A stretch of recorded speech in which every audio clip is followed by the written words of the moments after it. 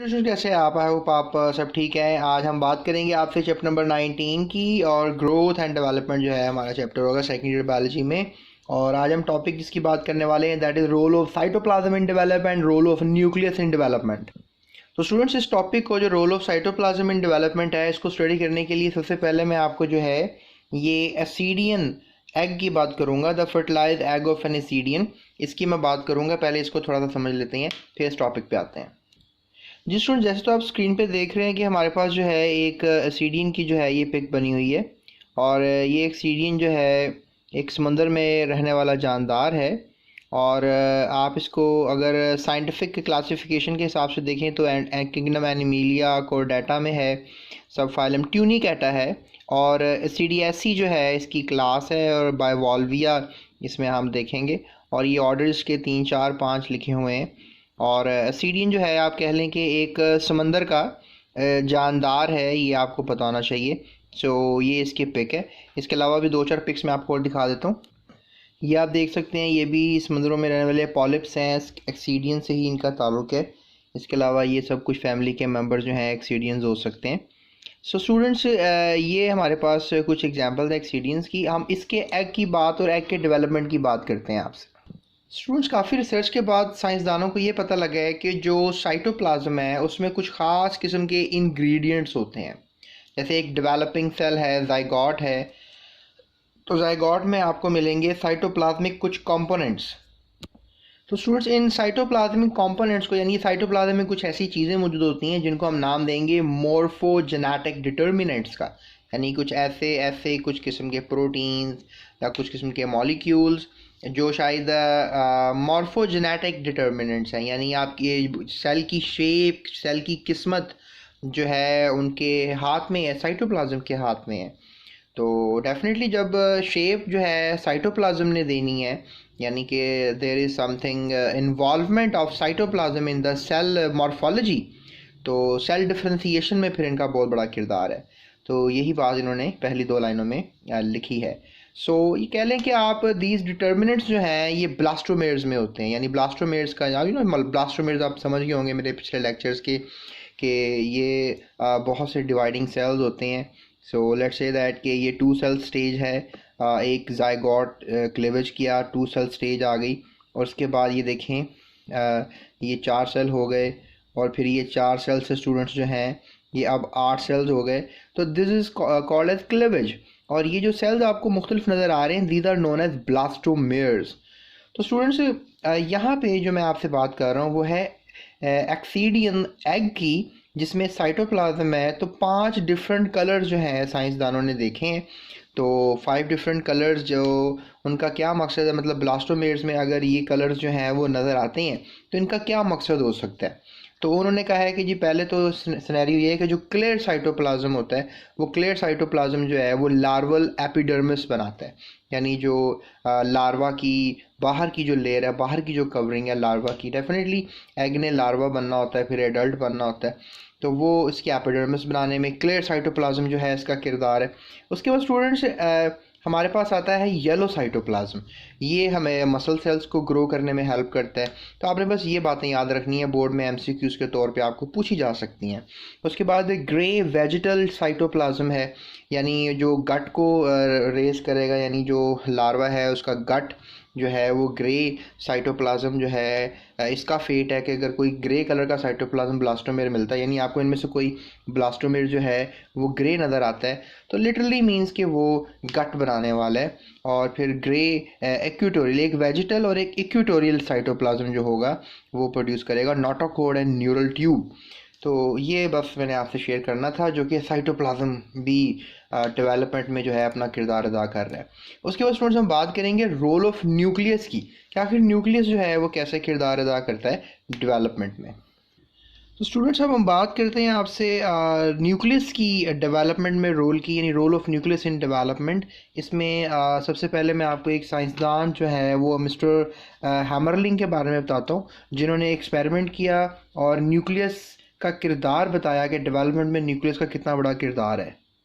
Students, ये आपको तस्वीर नज़र आ रही है जोएचिम हैमरलिंग की, जो कि एक डॉक्टर जोएचिम हैमरलिंग जो आप कह लें कि एक पायनियरिंग डैनिश जर्मन बायोलॉजिस्ट थे जो कि नाजी गवर्नमेंट जो जर्मनी की थी वो इनको फंड करती थी, और इन्होंने nucleus of a cell control the development of organism पे जो है वो बहुत बड़ी रिसर्च की। तो आप कह लो कि ये जर्मनी बर्लिन में जो है वो पैदा हुए, और उसके बाद इनकी एजुकेशन भी जो है वहीं बर्लिन से थी, और he was the academic adviser. ये अपने एडवाइज़र के तौर पे भी और रिसर्च असिस्टेंट के तौर पे भी काम सर अंजाम देते रहे। तो लिहाजा इन्होंने क्या एक्सपेरिमेंट किया उस पर बात करते हैं। डियर स्टूडेंट्स, ये जोachim हैमरलिंग ने जो है काम किया एलजे के ऊपर काम किया। दो किस्म का एलजे था, एसिटा ब्यूलेरिया मेडिट्रेनिया, एसिटा ब्यूलेरिया क्रेन्यूलेटा। तो ये जो मेडिट्रेनिया और क्रेन्यूलेटा दो किस्म का एलजे था, इसके ऊपर उन्होंने काम किया। तो पहले हम इस दोनों एलजे को देख लेते हैं। जी तो स्टूडेंट्स, ये मैं आपको दिखा रहा हूँ एसिटा ब्यूलेरिया मेडिट्रेनिया की तस्वीर, और इसमें आप देख सकते हैं कि इसकी कैसे जो है एलजे की जो है एक शेप आपको नज़र आ रही है। इसमें स्टूडेंट्स ये न्यूक्लियस है और नीचे इसकी कुछ जड़ें लाइक स्ट्रक्चर है, इसे हम राइजॉइड्स कहते हैं एलजे में।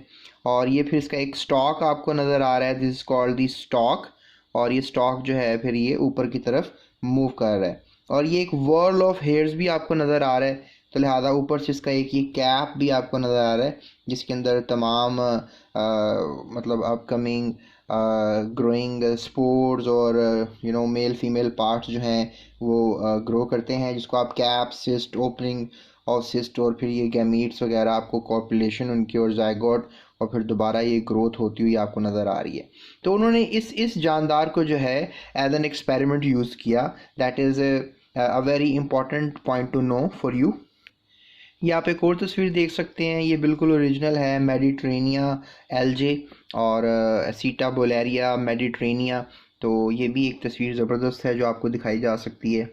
इसके अलावा ये आप नेचुरल लुक देख सकते हैं इसकी, और इस तस्वीर में तो काफ़ी ज़्यादा आपको ग्रो होते हुए नज़र आ रहे हैं। सो एक इन्होंने ये वाली स्पीशी ली, ठीक है, एसिटा बोलेरिया मेडिट्रेनिया, राइट, याद रखिएगा। स्टूडेंट्स अब ये देखें, ये मैं आपको जो तस्वीर दिखा रहा हूँ दैट इज़ एसिटा बुलेरिया क्रेन्यूलाटा। अब ये क्रेन्यूलाटा स्पीशी है, तो लिहाजा ये भी आप देख लें। ये देख सकते हैं एक छोटा सा ये एलजे का पौधा है जो आपको फिंगर्स में नज़र आ रहा है। So that is also Acetabularia crenulata. और इस तस्वीर में भी स्टूडेंट्स आपको एसिटा बुलेरिया क्रेन्यूलाटा की एक ज़बरदस्त तस्वीर नज़र आ रही है। सो ये है दो किस्म के जानदार। ये देखें, इसमें बिल्कुल कैप जो है वो बनी नहीं हुई है, लेकिन आपको मेडिट्रेनिया में बिल्कुल ये कैप बनी हुई नज़र आ रही थी, लेकिन यहाँ पर थोड़े से एक पाइप लाइक स्ट्रक्चर आपको नज़र आ रहा है, और यहाँ पर इसका एक ये न्यूक्लियस है, और फिर डेफिनेटली ये एक स्टॉक आपको नज़र आ रहा है, और ये फिर ऊपर से जो है इसका एक कैप लाइक स्ट्रक्चर है जो कि क्लोज आपको आपकी बुक में क्लोज दिखाया जा रहा है। अब स्टूडेंट्स इस एक्सपेरिमेंट में हैमरलिंग जो है वो हमें ये शो करना चाह रहे थे, जैसे अब ये क्रेन्यूलाटा है और ये मेडिट्रेनिया है। इसमें इन्होंने क्या किया कि इन्होंने ये जो स्टॉक था, ये भी स्टॉक आपको नज़र आ रहा है, ये भी स्टॉक नज़र आ रहा है, इस स्टॉक को भी कट कर दिया यहाँ से, और इस स्टॉक को भी कट कर दिया। डेफिनेटली ये साइटोप्लाज्मिक स्टॉक था, इसमें साइटोप्लाज्म था, और ये भी न्यूक्लियस है, और ये भी न्यूक्लियस है जो कि कंट्रोल कर रहा है सारी बॉडी को, और ये भी न्यूक्लियस इस सारी बॉडी को कंट्रोल कर रहा है। और न्यूक्लियस जो है स्टूडेंट्स, इसकी ये शेप जो है, मतलब it's not a circular shape, लेकिन यहाँ पर ये सर्कुलर शेप जो है वो बनाने में हेल्प कर रहा है। तो हैमरलिंग ने क्या किया कि इसको यहाँ से कट कर दिया, इस पीस को कट करके उन्होंने इस पीस के ऊपर लगा दिया। यानी ये फर्स्ट ऑफ ऑल उन्होंने ये वाला पीस लिया, इस वाले पीस के ऊपर उन्होंने ये वाला पीस एम्बेड कर दिया। सेम इस तरह ये वाला पीस लिया उन्होंने, और ये जो क्रेन्यूलाटा का स्टॉक था वो यहाँ पर उन्होंने एम्बेड कर दिया।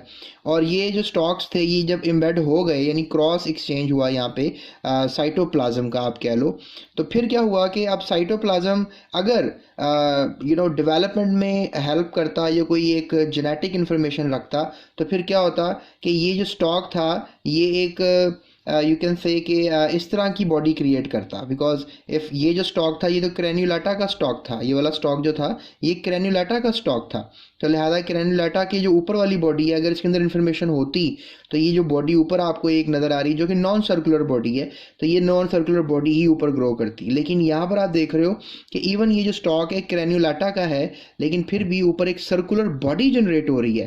तो इसका मतलब सिंपली ये है कि नीचे से न्यूक्लियस इन्फॉर्मेशन साइटोप्लाज्म को दे रहा है है और साइटोप्लाज्म फिर उस हिसाब से आगे जो है वो डिटर्मिनेशन कर रहा है स्ट्रक्चर की। यानी इस स्टॉक के ऊपर मज़ीद डेवलपमेंट हुई, ग्रोथ हुई एलजे की, और एलजे ने प्रॉपर अपना जो एक रिप्रोडक्टिव स्ट्रक्चर था वो बनाया, लेकिन उसने क्रेन्युलाटा के स्टॉक से क्रेन्युलाटा की तरह का स्ट्रक्चर नहीं बनाया, बल्कि उसने मेडिट्रेनिया की तरह का स्ट्रक्चर डेवलप कर दिया। और मैं यही बात करूंगा यहाँ पर कि जो मेडिट्रेनिया का ये स्टॉक था, इस स्टॉक के ऊपर चूंकि होना तो ये चाहिए था कि मेडिट्रेनिया का सर्कुलर शेप जो है वो एक रिप्रोडक्टिव स्ट्रक्चर जनरेट होता, एक कैप जनरेट होता, लेकिन यहाँ पर क्रेन्युलाटा का ही कैप जनरेट हुआ, क्योंकि यहाँ पे नीचे जो न्यूक्लियस था वो क्रेन्युलाटा का था और यहाँ पे जो नीचे न्यूक्लियस था वो मेडिट्रेनिया का था। तो लिहाजा ये एसिटोब्यूलेरिया, मेडिट्रेनिया और क्रेन्युलाटा जो हैं, इनके एलजे के आपको यहाँ पे रोल समझ में आ गया होगा कि जो न्यूक्लियस है उसने अपना जेनेटिक जो है इंफॉर्मेशन साइटोप्लाज्म को थ्रू किया और साइटोप्लाज्म ने आगे से वैसा ही कैप जो है वो बनाकर शो कर दिया। तो यहाँ से ये साबित हुआ कि साइटोप्लाज्म जो है वो यहाँ पर कंट्रोल नहीं कर रहा है डेवलपमेंट, बल्कि यहाँ पर डेवलपमेंट को कंट्रोल न्यूक्लियस ही कर रहा है, यानी जेनेटिक इन्फॉर्मेशन ही कर रही है जो नीचे से फॉरवर्ड की जा रही है साइटोप्लाज्म को, और साइटोप्लाज्म आगे मज़ीद इन्फॉर्मेशन जो है वो आगे मॉर्फोजेनिकली शो कर रहा है। तो लिहाजा that was a great kind of achievement done by Hammerling, Joachim Hammerling, जो एक जर्मन बायोलॉजिस्ट था नाजी के दौर में, हिटलर के दौर में। तो इसने एक ये ज़बरदस्त किस्म का एक्सपेरिमेंट करके दुनिया को हैरान किया कि भाई न्यूक्लियस ही जो है वो हमेशा डेवलपमेंट में हेल्प कर रहा होता है।